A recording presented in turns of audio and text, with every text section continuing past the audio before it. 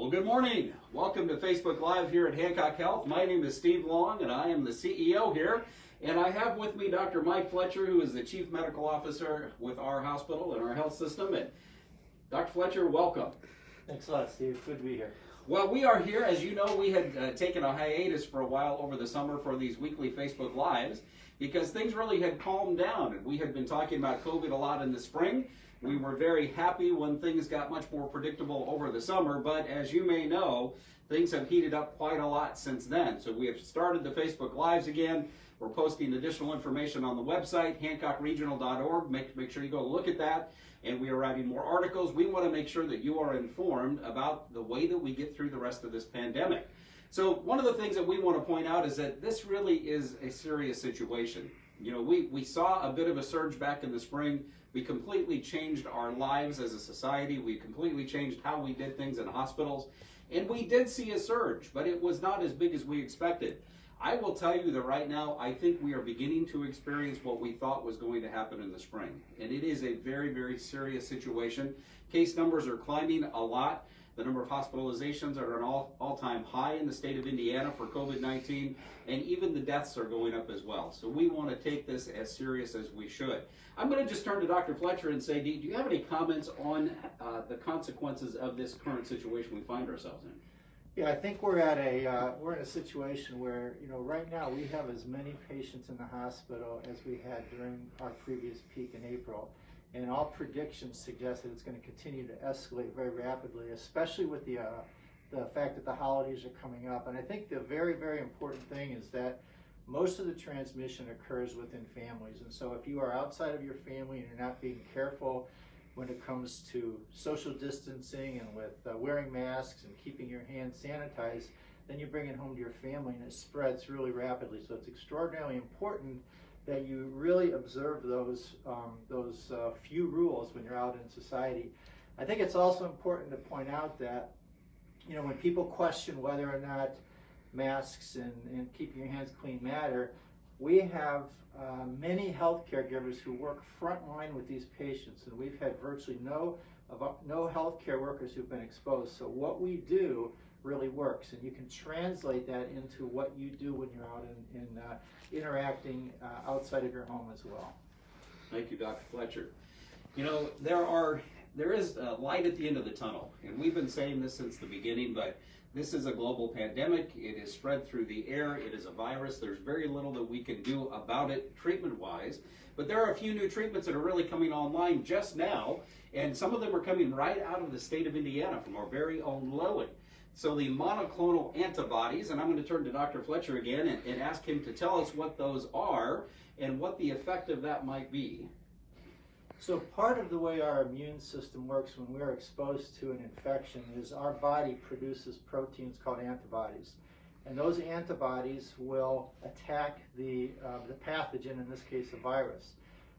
Those antibodies can be produced by actually getting the virus. They can be produced by simulating the virus by vaccination, or there's a new technology out called monoclonal antibodies, which basically is where they synthesize these kind of a cocktail of these antibody proteins, and then they administer them to you.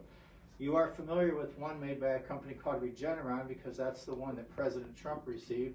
There's also a new medication made by Eli Lilly that has been under investigational trials, and the early success of that has led to something called an emergency use authorization.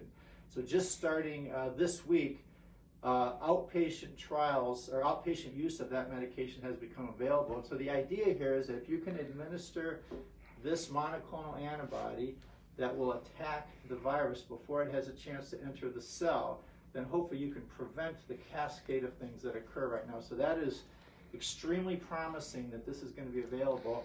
One of the challenges may be the amount that's available. And so as it does become available, it's going to be limited to certain patients, and it's going to be those high-risk patients that are, and those details are something we can put on the website as well, but there will be some limitations with that. Thank you. So this is an exciting development for us. So the first couple of doses were actually just given in the last few days right here in the state of Indiana.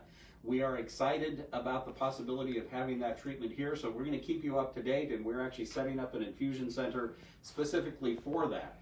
The real answer to this pandemic, though, is the vaccine.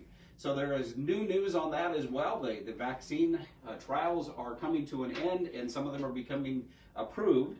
And we have learned that in the next several weeks there will be a lot of doses coming into the state of Indiana. And our hospital at Hancock Health, Hancock Regional Hospital, will be a phase 1A site for the vaccinations, and it's going to begin with healthcare workers, so more information will be coming out. But please know, good treatments are coming. The vaccine is coming, but we are not there yet. We are still several months, if not into the middle of next year, before we have a true handle on this. So we have to pay attention to the basic things that Dr. Fletcher was talking about. Washing our hands, wearing our masks, keeping our distance. All of these things are very, very important. So last time when we talked, we had said, if you have any questions, please send them in to us. So we did get 3 questions. We're going to answer those briefly now.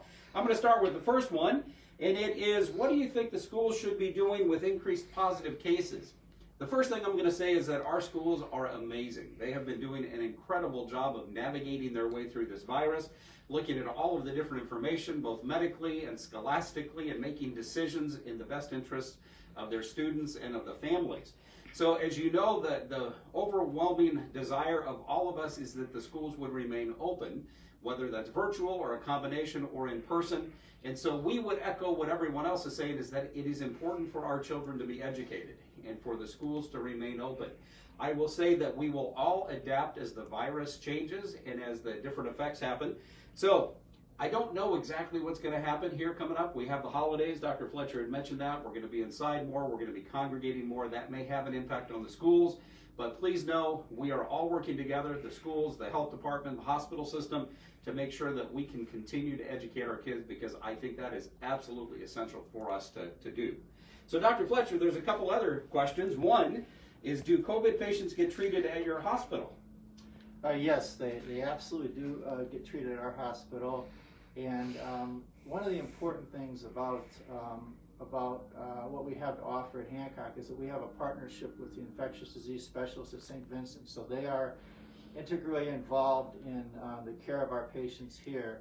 And so we are able to offer, there's some new treatments that have become available since earlier this year. There's something called dexamethasone, which we offer. There's another one called remdesivir, which is an antiviral, which we offer. And then we are preparing to offer this new monoclonal antibody as well. So we are able to offer all the treatments here at this time. Excellent. So if you wondered, we absolutely do take care of COVID patients. And that kind of leads into the next question, which is, I've heard that the recovery rate if you get COVID is better now because of all we have learned about treatment. Is that true?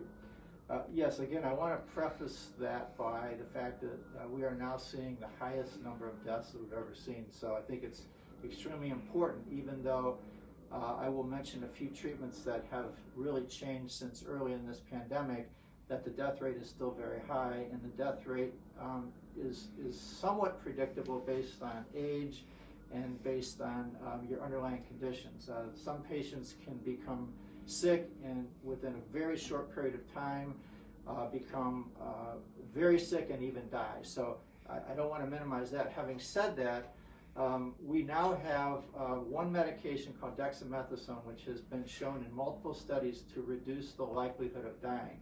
And again, that's probably still going to depend on what your risk factors are and how early that you are treated. Other medications that are available, this one I mentioned called remdesivir, has not been definitively shown to reduce mortality, but it does shorten the time to improvement, and also it shortens the time that you spend in the hospital as well. So I think that's another important medication. And then again, we have the monoclonal antibodies, which at this point in time, the research is so early that we don't really know that it changes mortality.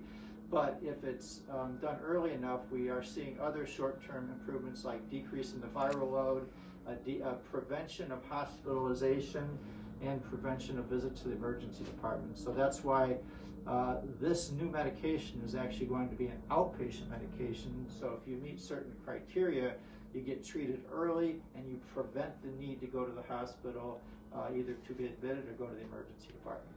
All right. Thank you, Dr. Fletcher. Well, thank you for joining us today on this weekly version of Facebook Live. Make sure that you come to our website, hancockregional.org/coronavirus, for more information. And whatever you do, make sure you wash your hands, wear your mask, and then keep your distance as well. That's the best route that we can take. So more to come. Please join us next week again at this same date and same time, and we look forward to talking to you again. Thanks much.